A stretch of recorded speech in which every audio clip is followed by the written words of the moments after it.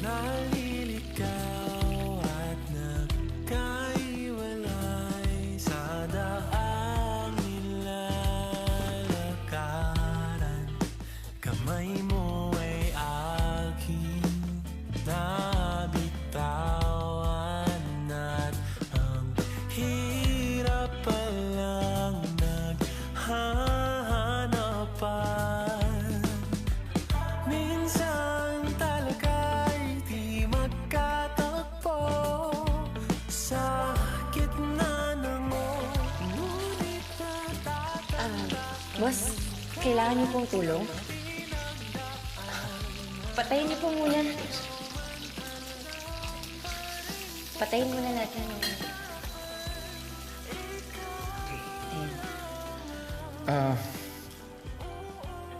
Ano yan? Sabi ko, kailangan niyo pong tulong.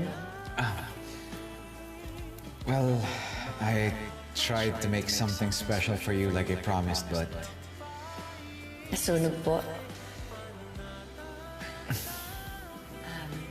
Kayo po nagluto lahat yan?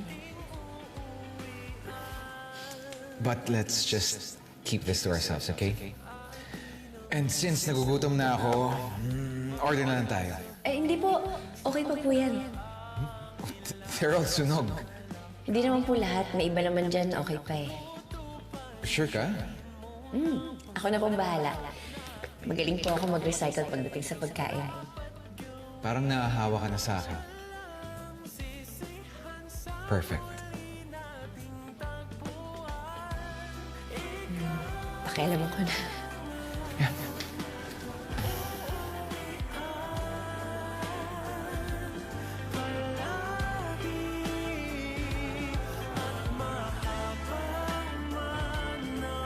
Perfect.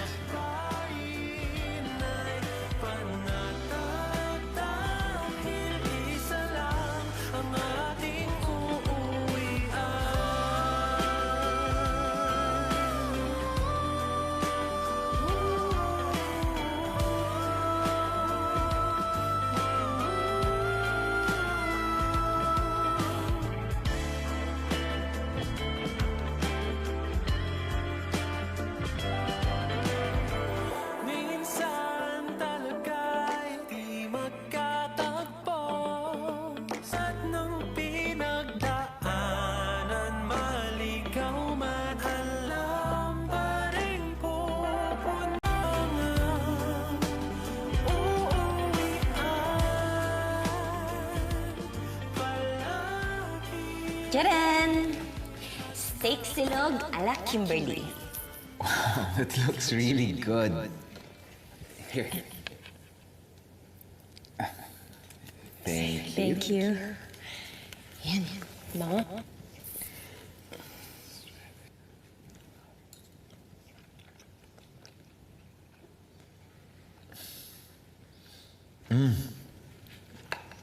Paano mo natutunan lutuin to? Kapag pecha de peligro na, no choice na ako kundi lutuin na lang tsaka mag-recycle ng mga tirang pagkain para the next day gagawin ko na siyang silog. Parang ganito.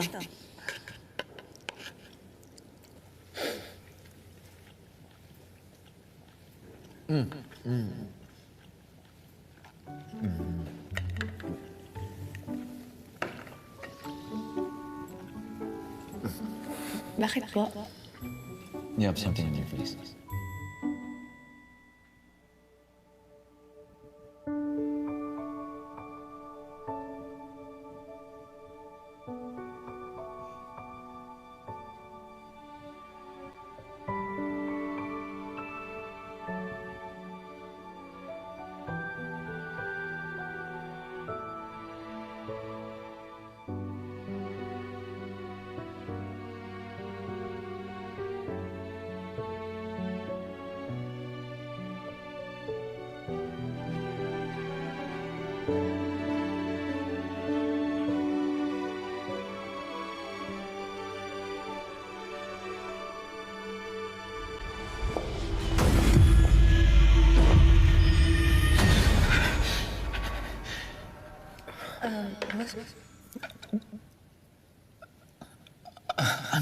I'm so sorry.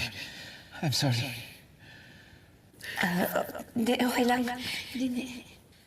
At least ngayon, hindi nila po ako tinulak. Improving.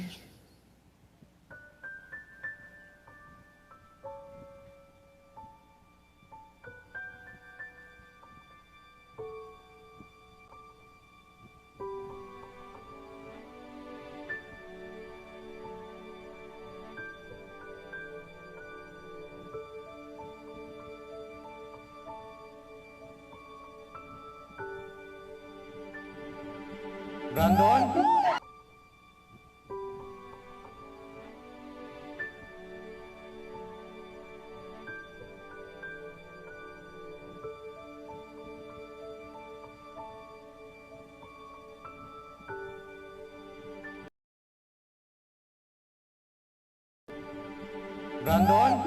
Brandon? Aray ko. Di mo naman sinabi. Abot ko lang sana tong wine kasi bagay sa steak. Sige, mauna. Pwede po. Alis na po ako. Gabi na rin po kasi... sige boss, mauna na po ako. Good evening po, sir. Good evening.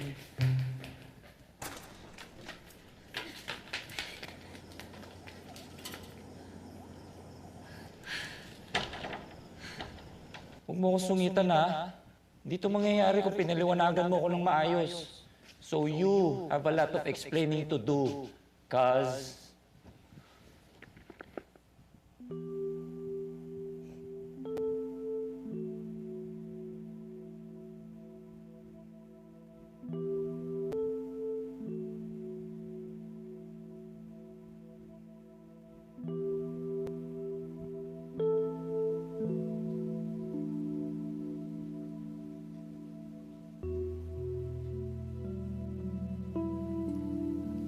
I think there's something wrong with me, Philip.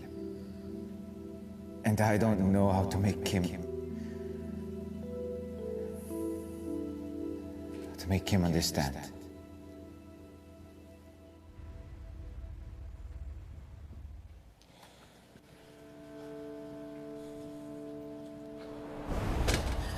Someone's been asking about the kidnapping. Who told you? Our security. There's this reporter, Destroy Sebastian. Pati yung advisor niyo pinuntahan.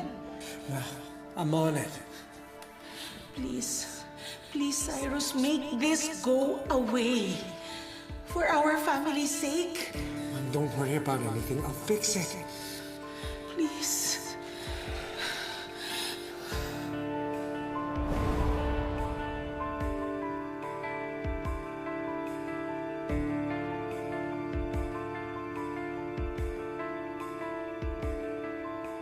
Cyrus Castillo.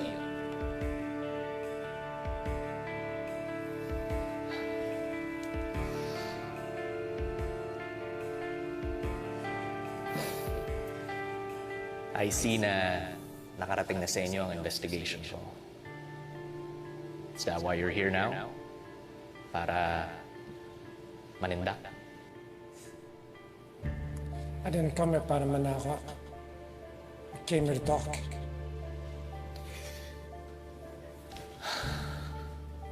You know, there really must be something to the story for you to meet me in person like this. Traumatizing para sa pamilya ko ang nangyari mo. We just want to forget. What's so hard to understand about that? You're a reporter, right? You should know this. Yeah, pero... iba to eh. Binuran niyo lahat.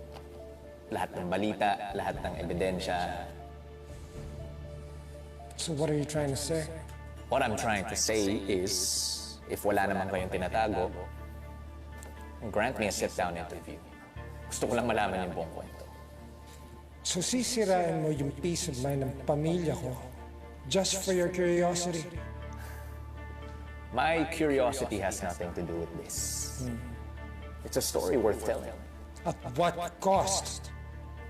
Like I said, it's a story worth telling. Makinig ka sa akin. Stay away from my family.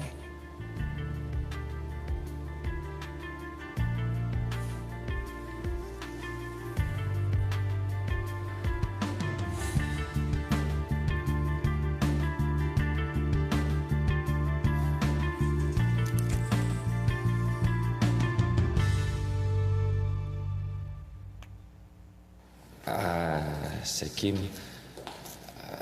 pasensya na nga pala kagabi ha. Hindi ko kasi alam na magkasama kayo ni Brandon eh. Sorry na, stop po. Hindi po. Wala po kayong ma-istorbo, Sir Philip. Kung ano man po yung nasa isip ninyo, nagkakamali po kayo doon. Nagdi-dinner lang po kami ni boss noon. Nothing more, nothing less. Haba ng paliwanag ha. Pero sige, I believe you. Tsaka, may sprain po ba kayo, Sir Philip? Kasi parang gusto niyo po magpakuha po ako ng yelo. Dili, okay lang. Nalagyan ko na kanina. Sige.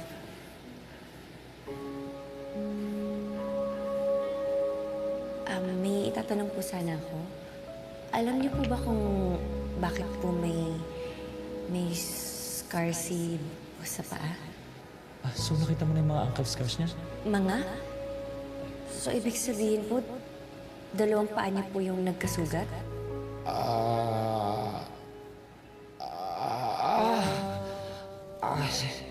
Sakit ng tiyan ko. Number 2 ko, saglit na kasi hindi ko nagawa kanina. Niyelo ko yung paa ko eh. Oh, excuse me lang ah. Dito pala yung CR. Oh, Pwede na. later na lang. Later.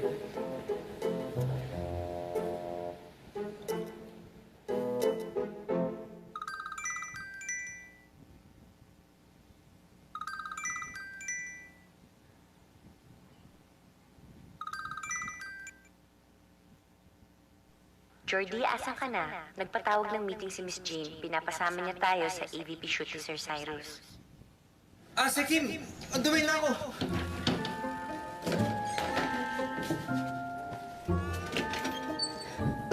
Jordy, anong oras na?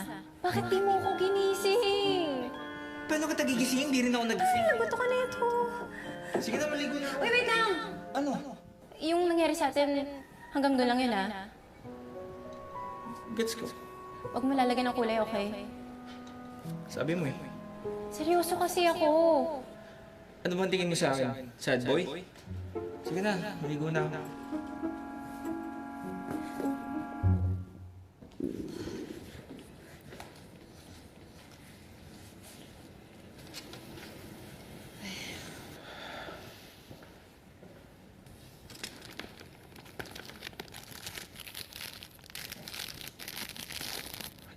Keep your cool, Brandon. You got this.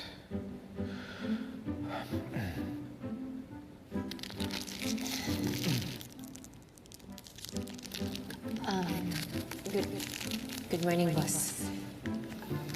Biniling ko na po pala kayo kay Kim Marie. Sasamahan ko lang po si Sir Cyrus para sa AVP niya. No. No? No. Request daw po ito ni Madam Carlota eh. Well, Mom's not here, is she? Boss, akala ko po ba you can handle this?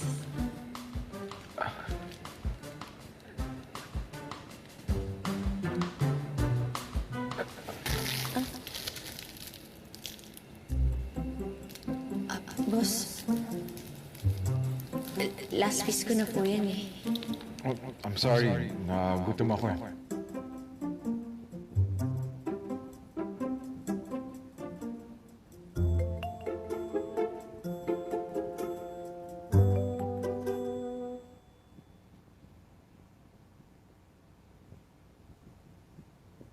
Sakim.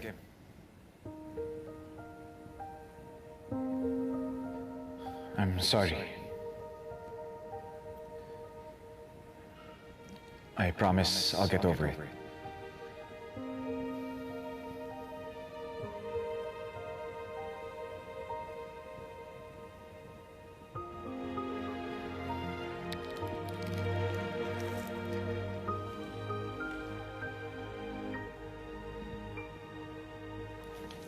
Good afternoon po, Madam. Hello, Secretary Kim. Nako, si Cyrus will be with us in a minute. Oh, Yaya, alam mo na kaagad, ha? Yes, ma'am. Serve na merienda. Come on. Secretary Kim, can I talk to you for a bit? Sure. Halika. Upo ka muna.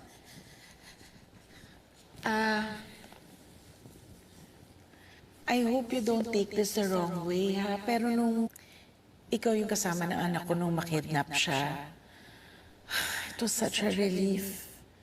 You know, I was so heartbroken for my son. Iniisip ko na mag-isa lang siyang tiniis ang takot. You know, nung nahanap namin siya, nanginginig siya. Siguro dahil sa trauma, ginawin pa naman yun kaya madaling magkasakit. Ibang-iba ho sa Ninja Boy na naalala ko.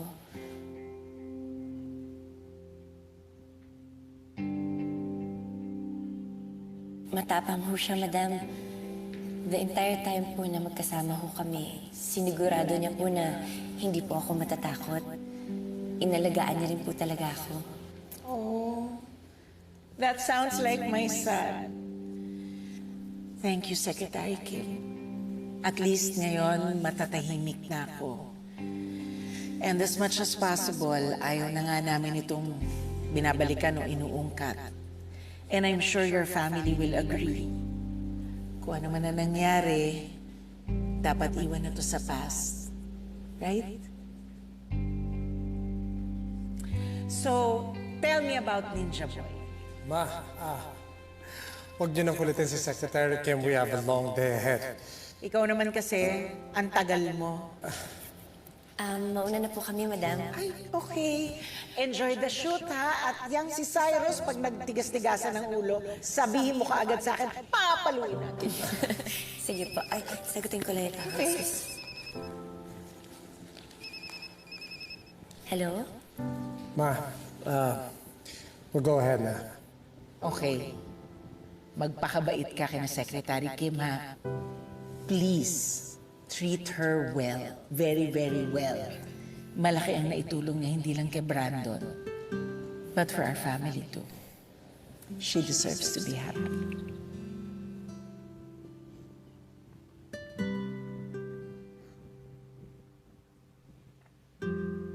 Let's go. Ma.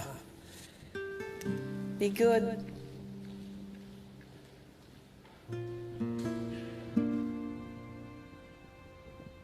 And cut! Good take! Next tayo. Direk, ito po Okay. Di tayo. Okay? Ang ganda po nun, Sir Cyrus. Talaga? Thank you. Ayusin ko lang po yung pants. Anong ginagawa mo? You don't need to do that.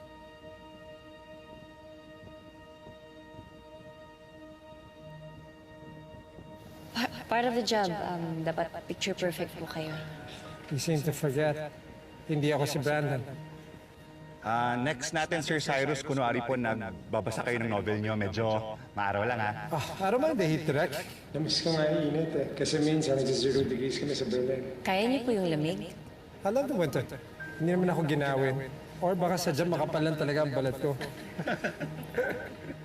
Nung nahanap namin siya, nanginginig siya. Ginawin pa naman yun, kaya madaling magkasakit. Okay.